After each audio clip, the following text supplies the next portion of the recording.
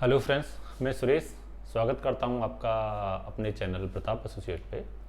और आज हम जो बात करने जा रहे हैं वो करने जा रहे हैं अपनी कॉलिंग स्किल को हम कैसे सुधारें। जैसा कि आप जानते ही हैं, हम एक रियल एस्टेट फर्म हैं और हम उसके रिगार्डिंग इस चैनल पे या इस प्लेटफॉर्म पे हम वीडियोस भेज के इंफॉर्मेशन शेयर कर रहे हैं सभी के साथ कि क्या इन्वेंट्रीज हमारे पास हैं। और साथ में ही हम इस पे एक जो है ट्रेनिंग सेशन भी चला रहे हैं, जिससे कि लोग जो भी इस इंडस्ट्री में काम कर रहे हैं, वो चाहे रेंट में हो या रीसेल में, इस काम को कैसे बेहतर से बेहतर कर पाएं। तो इस वीडियो में जो टॉपिक हमने लिया है, जो हम बात करने जा रहे हैं, वो टॉपिक है हमारा कि कैसे हम अपने प्रॉपर्टी ओनर्स के साथ किस तरीके से इंटरेक्ट करें ओवर द कॉल, या कैसे हम उनके साथ कॉलिंग करें कि वो हमसे अच्छे से जुड़ पाएं, हम उनसे पूरी इंफॉर्मेशन लें और अपने क्लाइंट्स के साथ अच्छी से अच्छी बेहतर डील कर पाएँ। तो इससे के पहले मैं वीडियो स्टार्ट करूं, आप अगर मेरे चैनल पर नए हों तो वीडियो को सब्सक्राइब ज़रूर करें जो है। और हम इसी तरीके की कंटेंट आपके लिए लाते रहते हैं, जिसमें कि आपके ट्रेनिंग सेशन हो गए।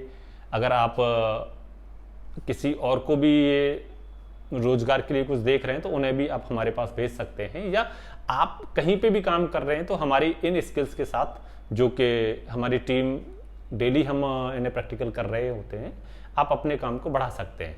तो चलिए हम शुरू करते हैं। जैसा कि आप जानते ही हैं सभी लोग, अगर जो भी इस इंडस्ट्री में काम कर रहे हैं, कि हमारा जो सबसे मेन काम है वो होता है कॉलिंग का। क्योंकि कोई भी डील, कोई भी चीज़ होने से पहले हमें सबसे पहले, चाहे वो क्लाइंट हो चाहे ओनर हो, उनके साथ ओवर द कॉल इंटरेक्ट होना होता है। तो हमारा जो पहला जो इंटरेक्शन है किसी भी क्लाइंट के साथ कॉल पे ही होता है। जैसा कि आप जानते ही हैं कि कहा भी जाता है दुनियादारी में कि first impression is last impression. तो यहाँ पे फिजिकली मिलने की बात नहीं है, यहाँ पे मिलने की बात है ओवर द कॉल। क्योंकि मोस्टली जो है इंटेलिजेंट पर्सन और ये सब जो अच्छे प्रोफाइल के लोग होते हैं, वो ओवर द कॉल भी व्यक्ति के व्यक्तित्व को और उसके पीछे खड़ी हुई फर्म को समझ लेते हैं कि ये कौन है या क्या कर सकते हैं जो है। तो हम शुरू करते हैं। तो आपको पता ही होगा कि जो भी व्यक्ति होते हैं इस इंडस्ट्री के अंदर, उन्हें सबसे पहले एक डेटा दिया जाता है, जिससे कि आप किसी भी ओनर्स के साथ कॉल करें और उनसे इन्वेंट्री लें, चाहे वो रेंट के लिए हो चाहे वो रीसेल के लिए। तो आज हम जो बात कर रहे हैं वो रेंट के लिए बात कर रहे हैं। तो उदाहरण के तौर पे आपको एक रैंडमली डाटा अगर दे दिया गया है, हालांकि हर ऑफिस में एक स्पेसिफिक डाटा दिया जाता है, फॉर एग्जांपल या तो वो किसी एक सोसाइटी का होगा या किसी एक सेक्टर का होता है, लेकिन फिर भी अगर आपको रैंडमली डाटा दे दिया गया है किसी भी जो है ऑर्गेनाइजेशन ने, या आप खुद का काम कर रहे हो, रैंडमली डाटा पे कॉल कर रहे हैं जो कि स्पेसिफाई नहीं है कि ये इस सेक्टर का है या उसका है, तो उसमें कैसे हम कॉल करेंगे। तो सबसे पहले आपको कॉल करने से पहले आपको आपकी विषय वस्तु, आपका कॉन्सेप्ट क्लियर होना चाहिए। क्योंकि ज़्यादातर लोगों की जो पहली कॉल है, या पहले 5 या 10 सेकंड ही जो है व्यक्ति से जोड़ते हैं या उससे जो है इंटरेस्ट खत्म कर देते हैं किसी भी क्लाइंट का।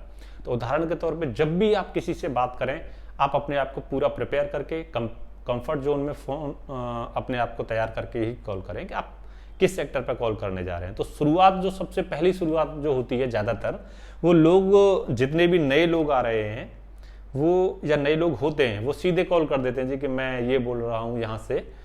तो उसमें थोड़ी आगे पीछे चीज़ें हो जाती हैं। तो सबसे बेस्ट तरीका है कि आप अपने आप को सही से प्रेजेंस करें। उदाहरण के तौर पे अगर मैं किसी को कॉल करता हूँ तो मैं हमेशा यही कहूँगा कि मैं सुरेश बात कर रहा हूँ, यानी आप कौन हैं। सबसे ज़रूर ध्यान दें कि आपकी विषय वस्तु क्लियर होनी चाहिए। आप कौन हैं, कहाँ से बात कर रहे हैं और क्यों बात कर रहे हैं। ये 3 चीज़ें होती हैं जो कि आपको निर्भर करती हैं कि आपका इंटरेक्शन 5-10 सेकंड में क्लाइंट के साथ बढ़ने वाली है आपकी बातचीत, या आपको बस सॉरी कह के कॉल कटने वाली। तो सबसे पहले आप अपने आप को निश्चिंत, ये एक हो सकता है स्क्रिप्ट आप तैयार कर लें कि जी मैं सुरेश बात कर रहा हूँ, अगर मैं कॉल करता हूँ, कहाँ से, आपके अपनी फर्म, अपनी ऑर्गेनाइजेशन, या आप सेल्फ वर्क कर रहे हैं तो आपका भी कुछ ना कुछ एक नाम होगा, वो बताएं। मैं सुरेश बात कर रहा हूँ।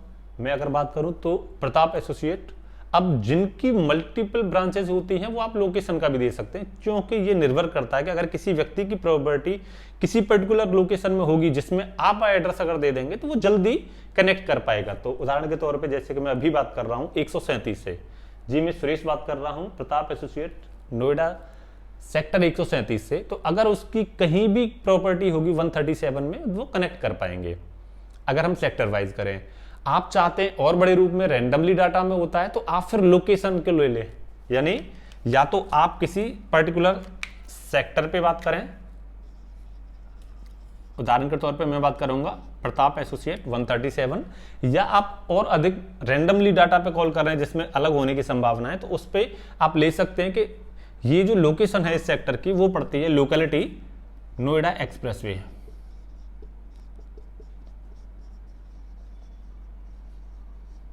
तो आप मैं ये भी कह सकता हूं मैं सुरेश बात कर रहा हूं प्रताप एसोसिएट नोएडा एक्सप्रेसवे पे, तो आप एक अंतर देख पाएंगे यहां पे। अगर हम कहते हैं 137 से 137 से बात कर रहे हैं तो हम कनेक्ट कर पाएंगे सिर्फ उन ओनर के साथ जो 137 में जिनकी प्रॉपर्टी है।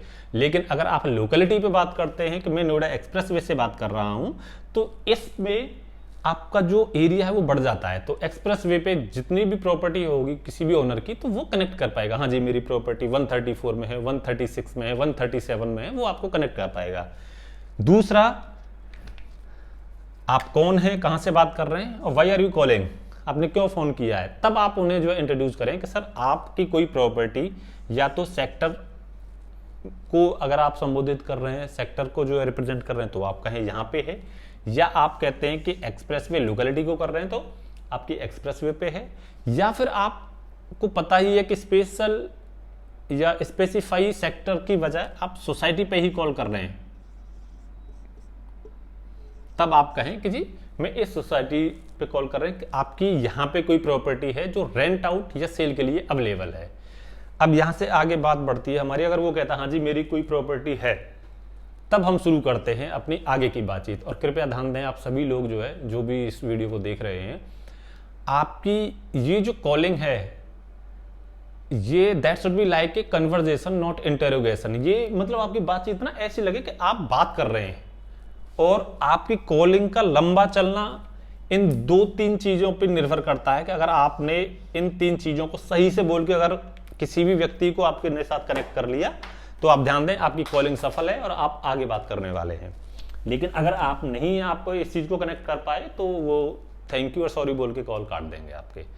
अब अगर हम बात करते हैं कि हमारी चीज पॉजिटिव जा रही है तब हम कैसे बात करें, तो सबसे पहले अगर वो कह देते हैं कि हमारी प्रॉपर्टी है तो आप सबसे पहले उन्हें पूछिए सर कि मुझे ना कुछ इन्फॉर्मेशन चाहिए जिससे कि मैं आपकी प्रॉपर्टी रेंट आउट या सेल कर पाऊँ, तो मुझे थोड़ा सा सर 1 मिनट के लिए पूरा समय दे दें। तब पूछे कि सर आपकी सर प्रॉपर्टी किस सेक्टर या सोसाइटी में है, ये आप पर निर्भर करता है कि आप सेक्टर पे कॉल कर रहे हैं या सोसाइटी पे। तो एंड ऑफ द ऑल आपको सोसाइटी पे ही आना है कि जी मेरी तो इस वाली सोसाइटी में। अच्छा सर बहुत बढ़िया बात है सर, थैंक यू। सर अपना कैटेगरी कौन सी है, कैटेगरी का मतलब कितने BHK है, 1 BHK, 2 BHK, 3 BHK, या आपकी शॉप है या क्या चीज़ है। वो कहते हैं जी मेरी तो ये है, तब आप उस के फिर जाएं आप किस फर्निशिंग स्टेटस पे कि सर अब चूंकि यहाँ पे क्या होता है कई बार लोग बोल देते हैं सर आपकी सेमी फर्निश्ड है, रॉ है या फुली फर्निश्ड है। तो आपको पता होना चाहिए कि कई बार लोगों को ये हमारे टेक्निकल वर्ड्स कई बार नहीं पता होते हैं, कंफ्यूजन हो जाती है। इसलिए कृपया करके आप पूछें कि क्या सर अपने फ्लैट के अंदर या हाउस के अंदर हमारे रूम के अंदर अलमीरा और किचन के अंदर कवर्ड्स कैबिनेट्स बनी हुई हैं। अगर आप ये 2 चीज पूछते हैं तो जवाब आएगा यस। अगर ये यस है तो आपको पता ही है कि ये फिर सेमी फर्निश्ड फ्लैट है। अगर वो कहते हैं नहीं यार वो नहीं बनी हुई है, मैंने तो सिर्फ इलेक्ट्रिसिटी काम करा, वो रॉ है। और कोई कहते हैं कि नहीं भाई मैंने तो फर्नीचर भी लगा रखा, तब ये फर्निश्ड है। ना कि ये ज्यादा अच्छा रहेगा कि आप कभी भी ना ये ना पूछें कि आपका सेमी है, फुली है या रॉ है। तो अब आपको सोसाइटी का पता है, कैटेगरी का पता है, अब आपको जो है उसकी फर्निशिंग स्टेटस भी पता है। तो अगला सवाल आपका जो होना चाहिए कि सर मुझे आप इस फ्लैट का टावर और फ्लैट नंबर बताएं जिससे कि मैं जो है इसके लिए आगे बात कर सकूं। तो मोस्टली बता देते हैं, लेकिन कुछ लोग कहते हैं कि नहीं, तो आप एटलीस्ट आप फ्लोर जरूर पूछें कि सर मुझे फ्लोर तो बता दें, कि क्योंकि कई बार क्या है कि जो टेनेंट होते हैं उनकी भी प्रेफरेंस होती है फ्लोर की जो है। आपका ये चेकआउट हो गया। नेक्स्ट चीज जो हम पूछने वाले हैं वो टाइप ऑफ टेनेंट, कि सर आपको किस तरीके के व्यक्ति को देना चाहेंगे। तो सभी ध्यान दें कि कभी भी ना आप फैमिली ना बोलें, क्योंकि आपको पता होगा अगर 100 प्रॉपर्टी है तो 100 में से 80 लोग फैमिली में जाना चाहेंगे। तो कृपया करके जो थोड़ा सा टफ होता है तो उसमें आप इस तरीके से बात करें कि एक तो सबसे पहली चीज़ है, आपको पता होना चाहिए आपकी सोसाइटी में जिस पे भी आप कॉल कर रहे हैं कि वहाँ पे बैचलर्स अलाउड हैं या नहीं है, स्टूडेंट अलाउड हैं या नहीं है, यानी आपका होमवर्क पूरा होना चाहिए जो है। आप पूछे कि सर क्या हम अपनी प्रॉपर्टी जो है फैमिली या बैचलर्स को दे सकते हैं, तो इसमें बैचलर से शुरुआत करें। इसमें फ़ायदा ये भी है आप अपने ओनर्स को बता सकते हैं कि सर बैचलर्स 2 होंगे 3 होंगे तो वहाँ पे रेंट डिवाइड हो जाएगा, तो इससे क्या होता है कि आपको रेंट ज़्यादा मिलने की संभावना है 1500 रुपये। ये एक अच्छी बात है। गलत बात इस वाले कॉन्सेप्ट में ये है कि कई बार 2 या 3 बैचलर्स होते हैं, उनमें एक चक्कर पड़ जाता है कि भाई वो कलेक्ट करके देते हैं, तो कई बार उसमें रेंट डिले हो जाता है कि भाई मैं 2-3 लोग रहते हैं तो 3 में से कई के 2 ने रेंट इकट्ठा कर लिया, तीसरा नहीं दे रहा है, तो वहाँ रेंट रुक जाता है ओनर का। ये इसके साथ थोड़ा सा रिस्क फैक्टर रहता है जो है। आपने टेनेंट का भी पता कर लिया कि टेनेंट को वो किसे प्रेफर्ड करेंगे ज़्यादा। अब आ जाते हैं रेंट के बारे में। तो रेंट आपको अपनी कॉलिंग करते समय आपकी संभावित एरिया में जो संभावित रेंट है अपने एरिया का वो पता होना चाहिए कि किसका क्या रेंट चल रहा है। तो आप बताएं कि सर जब ये इंफॉर्मेशन हो जाए कि सर आपकी कैटेगरी को देखते हुए, काम को देखते हुए, फ्लोर को देखते हुए, टाइप ऑफ टेनेंट को देखते हुए आज की डेट में अब आप जो है ना कभी भी ज़्यादातर इस चक्कर में ना जाएं कि सर आप कितना रेंट लेंगे, क्योंकि कोई भी ओनर नहीं कम लेना चाहेगा। तो आप उन्हें बताएं सर, सजेस्ट करें आप उन्हें जो है कि आज की डेट में सर आपकी इस वाली प्रॉपर्टी का इतना रेंट शुरू मिल जाएगा आपको, जो कि इंक्लूडिंग या एक्सक्लूडिंग मेंटेनेंस है, वो आप उन्हें बताएं। अब यहाँ हो सकता है कि वो कुछ आपसे रेंट अधिक मांगे या फिर इसी पे एग्री हो जाए। जैसे ये चीज़ रेंट का आपका सेटलमेंट होता है तब उनसे पूछे कि सर इस कीज़ की जो है अवेलेबिलिटी क्या है, आप हमें कीज़ अवेल कराइए जिससे कि हम इस प्रॉपर्टी को आपकी को रेंट आउट जल्दी से जल्दी कर सकें। यहाँ पे कई बार क्या होता है कि कुछ लोग अपनी प्रॉपर्टीज़ की देना नहीं चाहते हैं, तो अब ये आपके ऊपर निर्भर करता है कि आप उन्हें कैसे कॉन्फिडेंस में लेते हैं। हालांकि आप उन्हें बता सकते हैं कि जिस प्रॉपर्टी की कीज़ ईजिली अवेलेबल होती हैं उसकी संभावनाएं ज़्यादा होती हैं कंपेयर टू किसी भी ऐसी जगह कीज़ होने के कि सर 2 दिन पहले बताना, 4 दिन पहले बताना, क्योंकि कई बार क्या रैंडमली जो क्लाइंट आ जाता है तो आप उनके साथ बातचीत कर सकते हैं। कीज़ की चीज़ें, कीज़ कंफर्म करना ये आपका बहुत इंपॉर्टेंट वर्क है। अब आ जाते हैं जो कि सबसे मेन है हमारे लिए या किसी भी रियल्टर्स के लिए जो कि ये काम कर रहे हैं।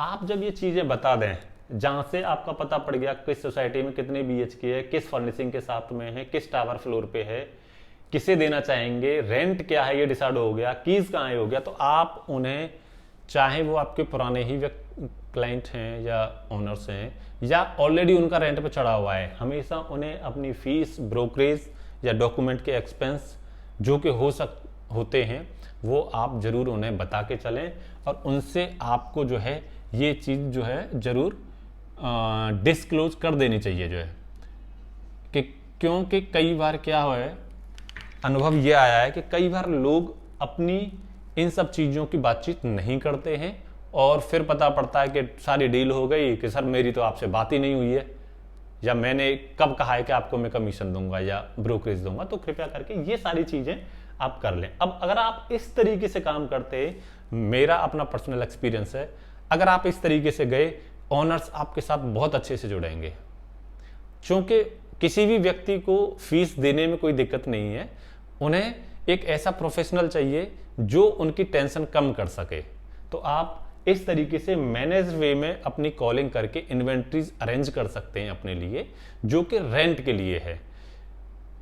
तो मुझे उम्मीद है कि मैं लगभग आपके प्रश्न जो कि हो सकते हैं, जो कि मेरा भी अपना अनुभव है, मैं इसमें कवर कर चुका हूं, लेकिन फिर भी आपको लगता है कि कोई चीज़ छूट गई है तो आप मुझे जो है कमेंट में पूछ सकते हैं जो है। ये था आपका क्लाइंट या ओनर्स के साथ किस तरीके से अपनी इन्वेंट्री अरेंज करनी है उसका तरीका। मुझे उम्मीद है कि ये बहुत ही अच्छा और इन्फॉर्मेटिव लगा होगा। अगर आप मेरी इस वे ऑफ कॉलिंग से सहमत हैं तो कृपया लाइक व शेयर करें।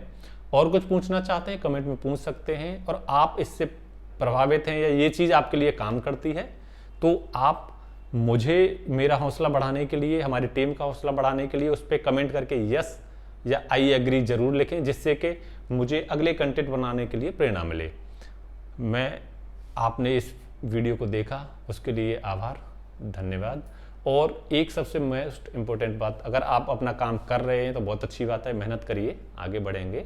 या फिर आप कोई ऐसा ऑर्गेनाइजेशन देख रहे हैं जो ऑलरेडी सेटल्ड हो, जो रनिंग में हो, और आप उनके साथ जुड़ के काम करना चाहते हैं, तो हम अपने लिए एग्जीक्यूटिव्स देख रहे हैं। आप हमारे साथ जो कोलैबोरेट कर सकते हैं, आप चाहें तो हमारी फ्रेंचाइजीज में भी खोल सकते हैं, या आप हमारे साथ जो है ज्वाइन करना चाहें तो हमारे साथ ज्वाइन भी कर सकते हैं और एक अच्छा रेवेन्यू और एक अच्छा लाइफ स्टाइल कमा सकते हैं। आपने समय निकाल के वीडियो को देखा, बहुत बहुत धन्यवाद आपका। Thank you so much.